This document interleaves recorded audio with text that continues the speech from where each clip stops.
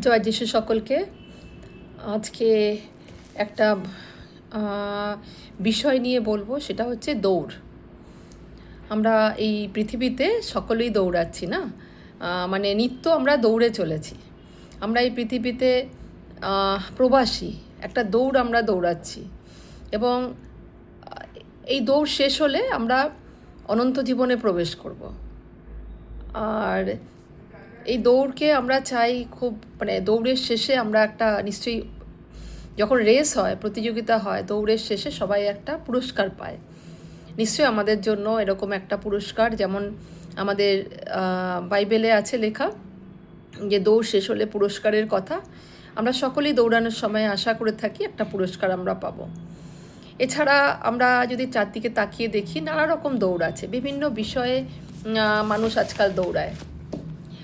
অনেক অনেক কারণে মানুষ দৌড়ায়। তো কিছু কারণ আজকে বলবো। এবং আমরা দেখেছি যে প্রতিযোগিতা, প্রচণ্ড দৌড়, ইঁদুর দৌড় যেটাকে বলা হয়। একটা ছোট বাচ্চা পর্যন্ত আজকাল দৌড়াচ্ছে। কেউ দৌড়াচ্ছে ফার্স্ট হওয়ার জন্য, কিছু একটা অ্যাচিভ করার জন্য। কেউ দৌড়াচ্ছে কিছু না কিছুর কাজের জন্য, দৌড়াচ্ছে চাকরির জন্য, কোনো না কোনো কাজে মানুষ দৌড়াচ্ছে। আবার আমরা কখন কখন দৌড়াই, আমরা নিজেকে বিপদ থেকে রক্ষা করার জন্য দৌড়াই, বা কোনো জায়গা থেকে পালিয়ে যাওয়ার জন্য দৌড়াই, কোনো লক্ষ্যে পৌঁছানোর জন্য দৌড়াই।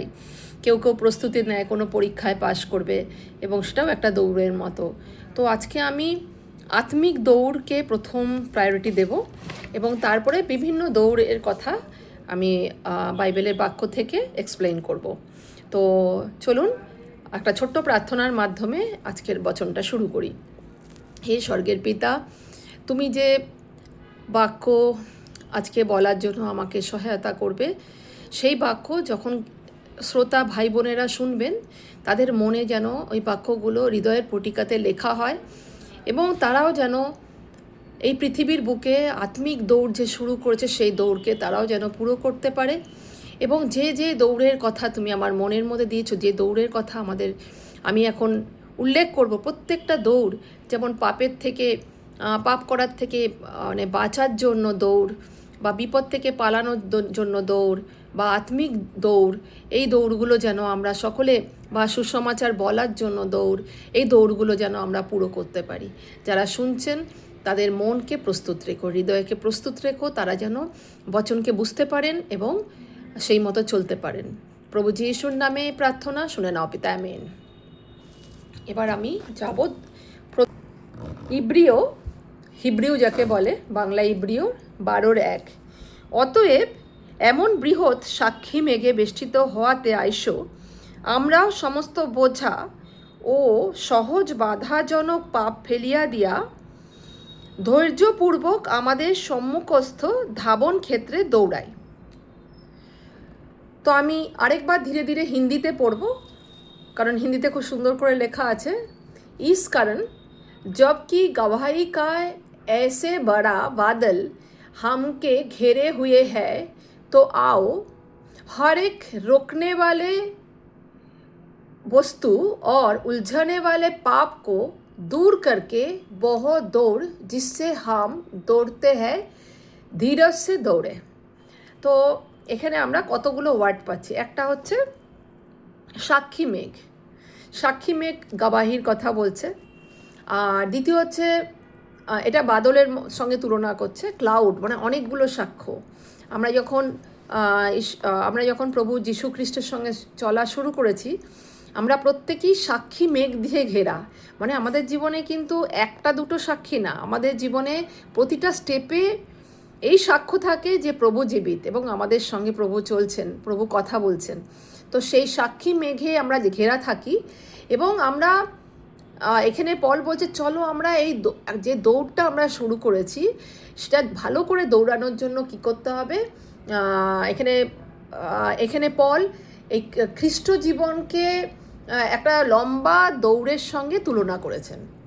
উনি বলছেন এটা কোনো প্রতিযোগিতা নয় কি কার থেকে কে বেশি সামর্থ্যী, মানে বা কে বেশি বিশ্বাসী, এই নিয়ে কিন্তু দৌড় না, বা কে কত বড় মণ্ডলী চার্চ স্থাপন করেছেন, এটা নয়। কে কত বাইবেল পড়তে জানেন, কে কত মনে রাখতে পারেন বাইবেলকে, এই দৌড়ের কথা নয়। কিন্তু কোনো প্রতিযোগিতামূলক না, কিন্তু প্রতিটি খ্রিস্ট বিশ্বাসীর জীবনে যে সাক্ষ্য থাকে তা যেন প্রমাণ করে প্রতিদিন যে প্রভু যিশু জীবিত, এবং এই সাক্ষ্য যেন এই বহন করেন প্রভু যিশু আমাদের জীবনে রয়েছেন এবং পবিত্র আত্মা আমাদের মধ্যে কাজ করছেন। আর এই সাক্ষ্য আমাদের এই পৃথিবীতে লম্বা দৌড়াতে উৎসাহ দেয়। এখানে সন্ত পল উৎসাহ দিচ্ছেন যে সমস্ত পাপের সমস্ত বোঝাকে আমরা যেন প্রভুর হাতে দিয়ে দিই, যাতে সহজে আমরা দৌড়াতে পারি। ধরুন আমরা একটা রেসে দৌড়াচ্ছি, তখন যদি আমাদের সঙ্গে অনেকটা বোঝা থাকে, মানে ভারী একটা হাতে ব্যাগ নিয়ে আমি দৌড়াচ্ছি, এরকম কি হয়? তখন আমরা বোঝা ফেলে দিই। তো আমাদের জীবনেও তো অনেক রকম বোঝ থাকে, আমাদের মনে অনেক রকম দুশ্চিন্তা থাকে, আমাদের মনে কারোর প্রতি জেলাসি থাকতে পারে, ঈর্ষা থাকতে পারে, বা কারোর প্রতি করবাহর তিক্ততা থাকতে পারে। এগুলো একটা বোঝ আমাদের খ্রিস্ট জীবনে চলতে গিয়ে বাধা সৃষ্টি করে। বা কারো কেউ হয়তো কোনো এমন কাজে লিপ্ত যাকে ব্যভিচার বলে পরমেশ্বর বলেন এবং পছন্দ করেন না। তো আমরা এই সমস্ত বোঝকে আজকে এখানে বাক্যের দ্বারা পরমেশ্বর আহ্বান করছেন যেন তার হাতে আমরা দিয়ে দিই বোঝগুলোকে, আর সমস্ত পাপের থেকে নিজেকে ক্লিন করে নিই এবং আমরা দৌড়টা পুরো করি। এবার আমরা যদি 1 করিন্থীয় 9 একটা অংশ পড়ব।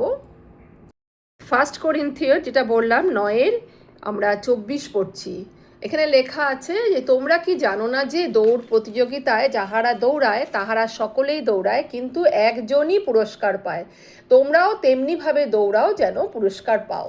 এখানে কিন্তু পল মানে আমাদের প্রতিযোগিতামূলক ওরকম দৌড়ের কথা বলছেন না, কিন্তু উপমাটা দিয়েছেন। আমরা যখন কোনো প্রতিযোগিতায় দৌড়াই তো আমরা প্রাণপণ চেষ্টা করি পুরো দৌড়টা খুব তাড়াতাড়ি খুব ভালোভাবে শেষ করতে, যাতে পুরস্কার পাই। তো এখানে উনি বলছেন যে তোমরা এমনভাবে খ্রিস্ট জীবনে যে প্রবেশ করেছো, মানে আমরা প্রত্যেকে যেই মুহূর্তে প্রভু যীশু খ্রিস্টকে নিজেদের উদ্ধারকর্তা হিসেবে গ্রহণ করেছি, সেই মুহূর্ত থেকে আমাদের সেই দৌড় শুরু হয়ে গেছে। এবং আমরা এমনভাবে যেন এই লম্বা দৌড়টা দৌড়াই যাতে পরমেশ্বর খুশি হন এই দৌড় দেখে।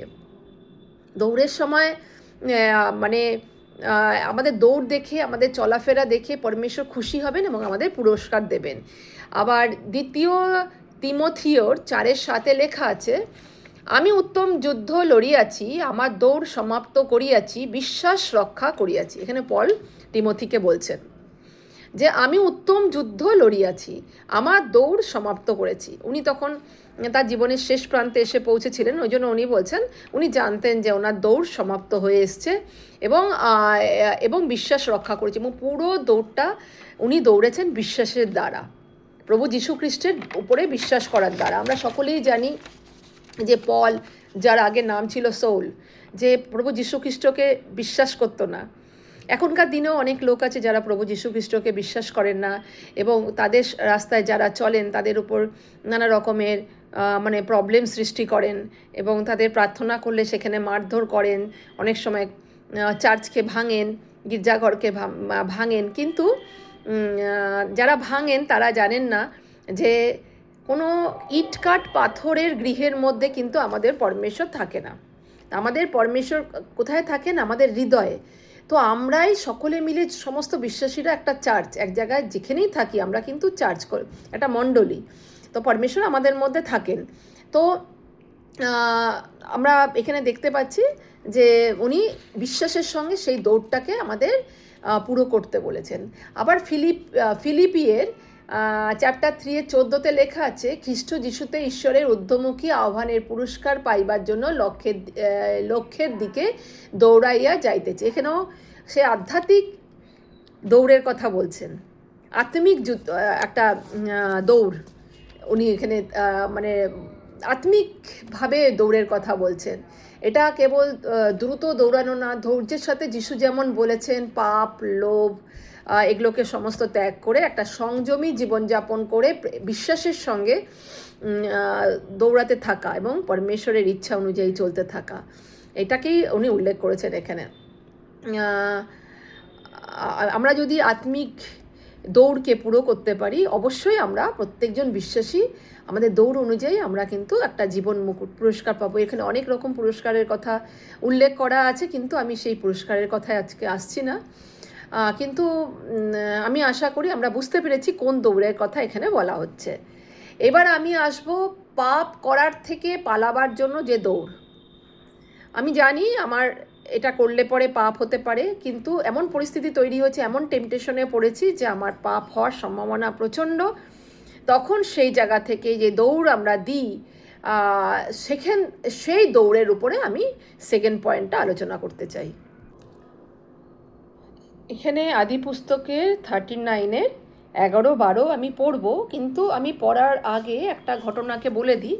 আমরা জানি যাকবের পুত্র ছিলেন যোসেফ, এবং তাকে তার অন্য ভাইরা একদম পছন্দ করতো না, এবং তাকে তারা তাদের জীবন থেকে সরিয়ে ফেলার জন্য তাদেরকে আমরা পড়ে নেব যারা যাদের কাছে বাইবেল আছে, তাকে বিক্রি করে দেওয়া হয়। এবং তাকে যখন বিক্রি করে দেওয়া হয়, যোসেফ মিশর দেশে তাকে আনা হয়, এবং সেখানে তাকে যখন বেচে দেওয়া হয়, যে তাকে কিনে নেয় সেই ব্যক্তিটি বাড়িতে যখন সে প্রবেশ করে, সেই ব্যক্তিটি তাকে মানে সেই ব্যক্তিটির উপরও আশীর্বাদ নেমে আসে, কারণ পরমেশ্বর সর্বদা যোসেফের সঙ্গে সর্বদা সহবর্তী ছিলেন, সঙ্গে সঙ্গে থাকতেন। যোসেফকে পরমেশ্বর খুব ভালোবাসতেন, এই জন্য সদাপ্রভুর আশীর্বাদ তার উপরে থাকতো। এবং সে একজন সুদর্শন যুবক ছিল, পাপ তিনি করতেন না, তিনি খুব ভালো মানুষ ছিলেন এবং পরমেশ্বরের খুব প্রিয় ছিলেন। আর এই জন্য কি হতো যে সেই যেই বাড়িতে সে থাকতেন, সেই প্রভুর স্ত্রী, সেই স্ত্রী তার উপরে দৃষ্টিপাত করেছিল, পাপময় দৃষ্টিপাত করেছিল, এবং সে কিছু মন্দ অভিলাষা যোসেফের জন্য রাখতো। চলুন আমি 11 আর 12 পড়ছি, পড়লে আপনারা বুঝতে পারবেন আমি কি বলছি। পরে একদিন যোসেফ কার্য করিবার জন্য গৃহমধ্যে গেলেন, বাটির লোকদের মধ্যে অন্য কেহ তথায় ছিল না। তখন সে যোসেফের বস্ত্র ধরিয়া বলিল, আমার সহিত শয়ন করো। কে বলছে? যে গৃহের মালিক, মানে যে তাকে দাস হিসেবে কিনে নিয়েছে যোসেফকে তার ভাইদের থেকে, সেই পুরুষটি স্ত্রী, সে তার মালিকের স্ত্রী তাকে বলছে এই কথা। তার নাম ছিল পটিফার। পটিফারের স্ত্রী তাকে বলছে যে আসো আমার সঙ্গে শয়ন করো।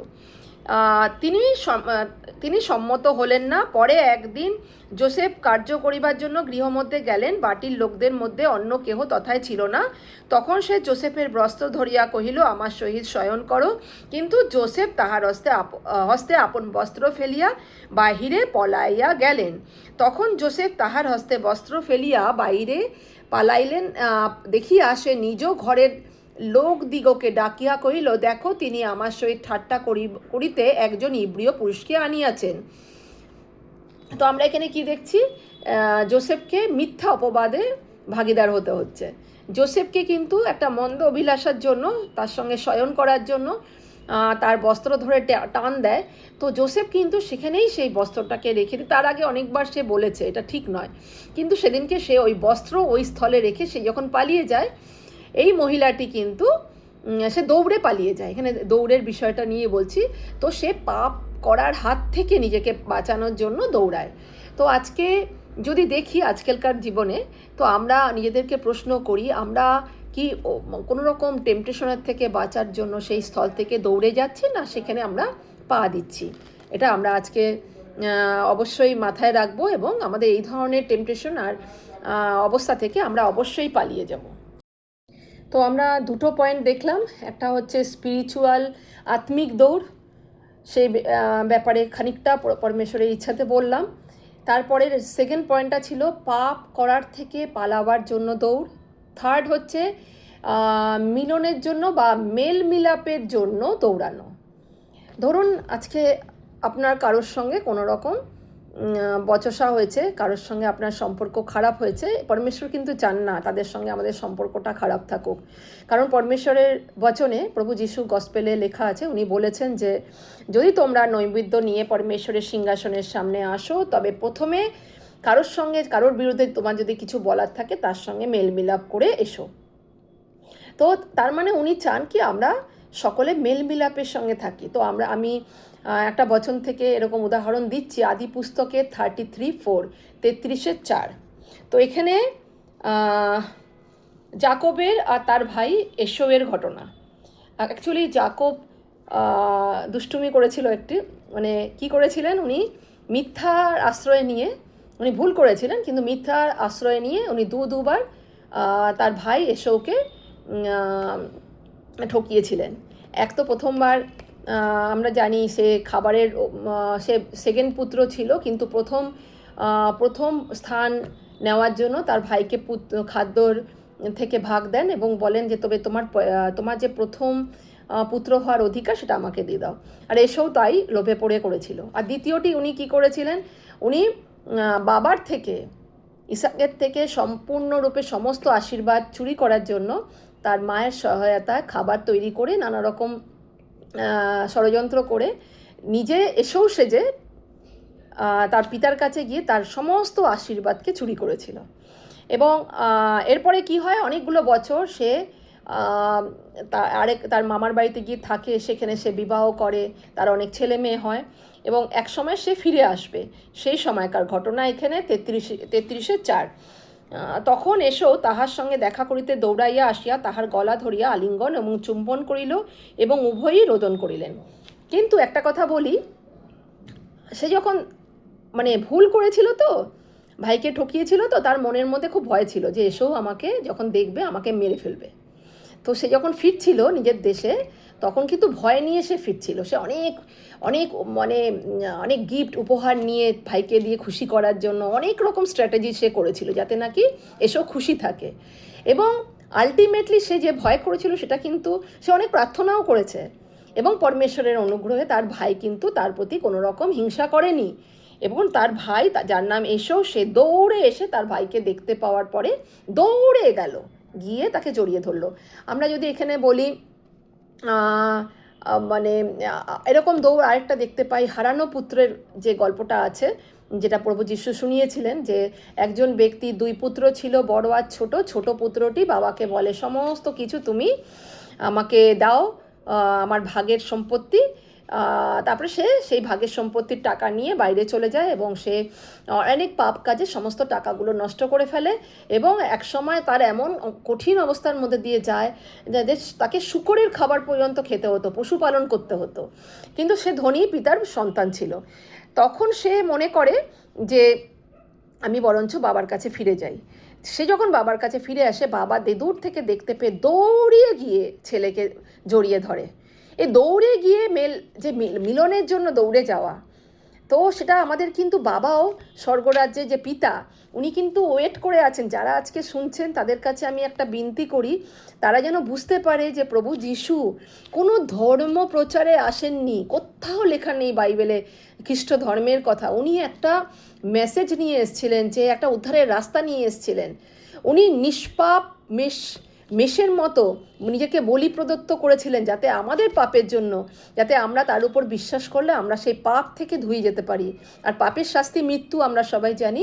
আর সে অনন্ত মৃত্যু থেকে যেন আমরা উদ্ধার পেতে পারি এবং অনন্ত জীবনে আমরা যেন স্বর্গরাজ্যে প্রবেশ করতে পারি। আসলে নরক মানুষের জন্য তৈরিই হয়নি, ওটা দুষ্ট আত্মাদের জন্য। কিন্তু আমাদের দুষ্ট কাজের জন্য, প্রভুকে না জানার জন্য আমাদের ওদিকেই যেতে হবে। ওখানে অনন্ত অগ্নি আছে, সেই নিয়ে একদিন আলোচনা করব, আজকে বলছি না। কিন্তু এখনও যদি কেউ মন ফেরায় এবং প্রভুর কাছে ফিরে আসে, শুধু যিশুকে পিতা বলে আপনি ডেকে দেখবেন যে কি শান্তি, এবং সে আপনার সঙ্গে কথা বলবেন এবং এটা অ্যাসিওরেন্স দেবে যে আমাদের সেই জ্বলন্ত অগ্নির মধ্যে যেতে হবে না। এটা মনে রাখবেন, যেদিন কেউ মন ফেরায় এবং যিশুকে উদ্ধারকর্তা হিসেবে গ্রহণ করে নেন, স্বর্গরাজ্যে আনন্দ হয়। ঠিক তেমনি এই যে দৌড়ে গিয়ে, যেমন এখানে এসেও গিয়ে মিলিত হলো, ভাইয়ের গলা জড়িয়ে ধরলো এবং তাকে চুম্বন করলো, ঠিক তেমনি সেই হারানো পুত্রের পিতাও কিন্তু ঠিক তেমনিভাবে পুত্রের সঙ্গে মিলিত হয়েছিল। তো আমরা দেখছি মেলবিলাপের জন্য দৌড়, তো এটাও একটা খুব ভালো দৌড়।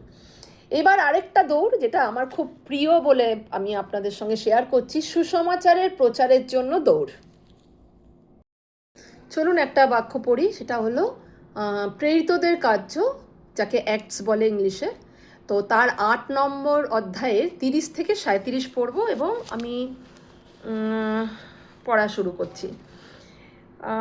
একদিন আমি একটু আগে বলে দিই, ফিলিপ হচ্ছেন একজন শিষ্য প্রভু যিশুর। তো ওনাকে পবিত্র আত্মা একদিন বললেন, যাও ওই রথের সঙ্গ ধরো। তাহাতে ফিলিপ দৌড়াইয়া নিকটে গিয়া শুনিলেন। আচ্ছা, কার একটু বলে দিই, তবে একটু আগের থেকেই পড়ছি, নাহলে বুঝতে পারা যাবে না। পরে প্রভুর এক দূত ফিলিপকে এই কথা কহিলেন, উঠো, দক্ষিণ দিকে যে পথ জেরুজালেমের হইতে ঘষার দিকে নামিয়া গিয়াছে সেই পথে যাও, সেই স্থান প্রান্তর। তাহাতে তিনি উঠিয়া গমন করিলেন। আর দেখো, ইথিওপিয়া দেশের এক ব্যক্তি ইথিওপিয়াদের কান্দাকি রানীর অধীন উচ্চপদস্থ একজন নপুংসক, যিনি রানীর সমস্ত ধনকোষের অধ্যক্ষ ছিলেন, তিনি ভজনা করিবার জন্য জেরুজালেমে নামিয়া আসিতেছিলেন। পরে ফিরিয়া যাইতেছিলেন এবং আপন রথে বসিয়া যিশায় ভাববাদীর গ্রন্থ পাঠ করিতেছিলেন। তখন আত্মা ফিলিপকে কহিলেন, নিকটে যাও এবং ওই রথের সঙ্গ ধরো। তাহাতে ফিলিপ দৌড়াইয়া নিকটে গিয়া শুনিলেন তিনি যিশায় ভাববাদীর গ্রন্থ পাঠ করিতেছেন। ফিলিপ কহিলেন, আপনি যাহা পাঠ করিতেছেন তাহা কি বুঝিতে পারিতেছেন? তিনি কহিলেন, কেহ আমাকে বুঝাইয়া না দিলে কেমন করিয়া বুঝিতে পারিব? পরে তিনি ফিলিপকে আপনার কাছে উঠিয়া বসিতে নিবেদন করিলেন। শাস্ত্রের যে কথা তিনি পড়িতেছিলেন সেই কথাতে লেখা ছিল, তিনি হত হইবার জন্য মেষের ন্যায় নীত হইলেন এবং লোমছেদকের সম্মুখে মেষ শাবক যেমন নীরব থাকে সেইরূপ তিনি মুখ খুলিলেন না। তাহার হীনাবস্থায় তাহার সম্বন্ধীয় বিচার অপনীত হইল। তাহার সমকালীন লোকদের বর্ণনা কে করিতে পারে, যেহেতু তাহার জীবন পৃথিবী হইতে অপনীত হইল। নপুংসক উত্তর করিয়া ফিলিপকে বলিলেন, নিবেদন করি, ভাববাদী কাহার বিষয়ে কথা কহেন, নিজের বিষয়ে না অন্য কাহারও বিষয়? ফিলিপ তখন বচনকে এক্সপ্লেন করলেন। আমি আর পুরোটা পড়ছি না, কিন্তু আমি এখানে দেখতে পাচ্ছি যে একজন ফিলিপ যখন যাচ্ছিলেন রাস্তা দিয়ে, একজন দূত তাকে বলল যে অমুক দিকে যাও, একটা ইনস্ট্রাকশন দিল। সেখানে গিয়ে দেখলেন যে একজন কান্দাকি রানীর একজন মানে ধনকোষের অধ্যক্ষ, যিনি ভজনা করতে, পূজা পাঠ করতে কোথায় আসছেন? জেরুজালেমে আসছেন। এবং তাকে গিয়ে যখন তার আত্মা, পবিত্র আত্মার নির্দেশে সে দৌড়ে গিয়ে সেই রথের সামনে গেলেন। তো আজকে আমাদের নিজেদেরকে একটা প্রশ্ন করি যে আমরা হয়তো আজকে উদ্ধার পেয়েছি, হ্যাঁ, প্রভু যিশুর সঙ্গে অনেকেই চলছি, এবং আমরা জানি আমার যখন প্রভু যিশুর সঙ্গে মানে চলি, সেই শান্তি, সেই অনুগ্রহ বাইরে কোথাও আমরা পাবো না। সেই আশ্বাসন, সেই প্রার্থনার উত্তর, সেই অনন্ত জীবনের আশ্বাসন আমরা কোথাও পাই না। তখন কি আমরা নিজেরাই সন্তুষ্ট থাকি? আজকে আমরা নিজেদের প্রশ্ন করি যে নিজের জন্যই শুধু প্রার্থনা করছি, বা নিজের ভালোর জন্য, নিজের চাকরি, নিজের ছেলে মেয়ে, তবে নিজের সুস্থতা, এই কি আমাদের শুধু অভিলাষা পরমেশ্বরের কাছে আসার জন্য? নাকি আমরা যেটা পেয়েছি, যে জীবন পেয়েছি, যে শান্তি পেয়েছি, যে অনন্ত জীবনের আশ্বাসন পেয়েছি, সেটা কি আমরা সেই সুসমাচারটা কি আমরা অন্যের সঙ্গে শেয়ার করতে এরকম দৌড়ে যাই? আমরা যখন দেখি কেউ দুঃখে আছে, কেউ কষ্টে আছে, প্রতিবেশী বারে বারে হসপিটালাইজড হচ্ছে, আমরা কি দৌড়ে গিয়ে তাকে সুসমাচার দিই, বলি যে ভয় পেও না, একজন পিতা আছে যার কাছে প্রার্থনা করলে তুমি সুস্থ হবে, ভয় পেও না, তোমার যে প্রবলেম চলছে, তোমার ছেলে মেয়ে যে নেশা করছে, তার থেকে বেরোনোর জন্য একটা রাস্তা আছে, সে প্রভু যিশু। তো আমরা কি সেটা বলি? আমরা কি দৌড়ে যাই? কিন্তু এখানে দেখছি ফিলিপ দৌড়ে গেছেন এবং সেখানে গিয়ে তিনি বর্ণনা করেছেন যেটা পড়ছিলেন সেই ব্যক্তিটি, এবং তাকে ভালো করে বর্ণনা করেন যে এখানে যে অংশটা আমি পড়লাম সেখানে লেখা আছে যে মেষের সামনে, লোমচ্ছেদকের সামনে মেষকে যখন নিয়ে যাওয়া হয় লোম কাটার জন্য, তখন সেই মেষটি চুপচাপ থাকে। ঠিক তেমনি আসলে এখানে প্রভু যিশুর কথা ভবিষ্যবাণী করা হচ্ছিল যে প্রভু যিশুকে যখন বলির জন্য নিয়ে যাওয়া হবে বা হয়েছিল, তখন তিনি চুপ ছিলেন, তিনি কোনো উত্তর দেননি। শুধু কেন অনেকে মনে করেন যে তিনি দুর্বল। তিনি দুর্বল নন, তিনি চাইলে ওই ক্রসের থেকে নেমেও আসতে পারতেন। এবং তিনি নিজের মুখে বলেছেন তিনি যদি চান স্বর্গদূত মানে ঝুন্ডে ঝুন্ডে দূত এসে তাকে উদ্ধার করতে পারে, কিন্তু তা নয়। এটা পরমেশ্বর পিতার একটা পরিকল্পনা ছিল যে সে বলি প্রদত্ত হবে, এবং সেই যারা বিশ্বাস করবে ভবিষ্যতে যে হ্যাঁ আমাদের পাপের জন্য উনি বলি প্রদত্ত হয়েছেন, বিশ্বাসের দ্বারা পরমেশ্বরের পুত্র যিশুর রক্ত দিয়ে আমরা ধৌত হয়ে যাব, আমরা ধুয়ে যাব, এবং আমরা যখন মৃত্যুর পরে যে পিতার সামনে সিংহাসনে গিয়ে দাঁড়াতে হবে, প্রত্যেককে ন্যায় হবে। এবং যখন দাঁড়াবো তখন পিতা বলবেন আমাদের আগে আমাদের যে দেখবেন যে আমাদের বস্ত্রগুলো ধোয়া, মানে উনি তখন আমরা প্রভু যিশুকে পরিধান করেছি পিতার কাছে, তখন আমরা প্রভু যিশুর মতো, এবং আমাদের উনি ক্ষমা করে দেবেন। আমাদের কিন্তু কোনো যোগ্যতা ছিল না এই ক্ষমাটা পাওয়ার, আমরা সকলে পাপী ছিলাম, সকলে কিছু না কিছু করেছি। যারা মনে করে আমি পাপ করিনি, এটা বড় একটা ভুল।